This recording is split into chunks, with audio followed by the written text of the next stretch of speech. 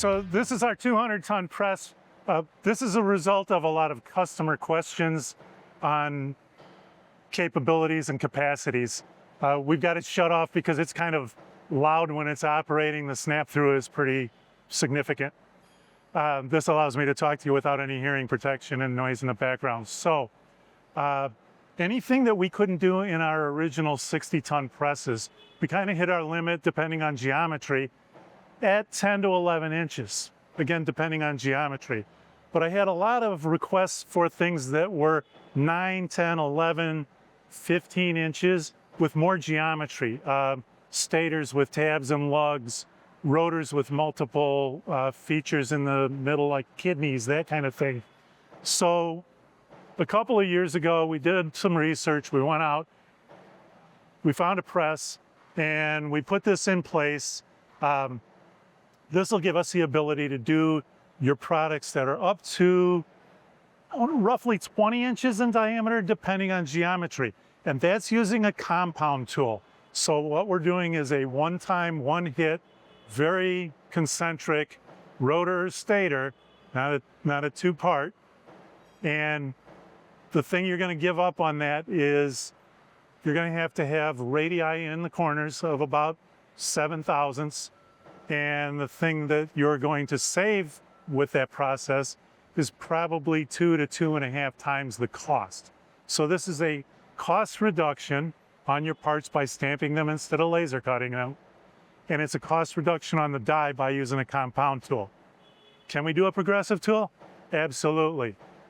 98% of my customers, I would say, go with compound tooling. There are several different reasons, but when you're in a tool this size, the value is significant. If you save stations, you save money. You also don't have to do things like do a rotor stator, where you're subject to having as many stator parts stamped as rotor parts. Why is that important, you might ask? Let's say you've got MRO. After you go through your OEM process, you've got to build parts for repair. You've got to build parts for stock. What crashes more often than anything? It's a rotor. So many times customers want more rotors than they want stators. With a double station tool or a multi-station tool that produces a rotor and a stator, you have to take both parts. So you're going to have a lot of extra stators and a lot of extra waste. The other thing to consider in a progressive tool is if one station goes down, both parts are down. That die has to be out, and it has to be apart for whatever the length of time is to complete repair of the component or replacement of the component. Compound tool, I break your rotor tool or it's end of life or what have you, your compound tool for your stator still runs.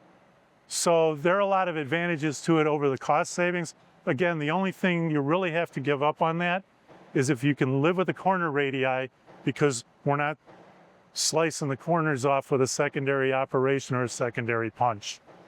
So if you've got a part and it's 10 to 22 inches, something like that in diameter, and you wouldn't have considered us before for the stamping, please reconsider us. Give me a call, shoot me an email, send a print if we've got an NDA. If we don't, we'll get an NDA. But I'm always here to answer questions, and we'd be happy to look at it. Laser Technologies is not just a laser company. We're a stamping company also. Laser focused, laser precision, but multiple ways to make a lamination for you. And then we can stack them too.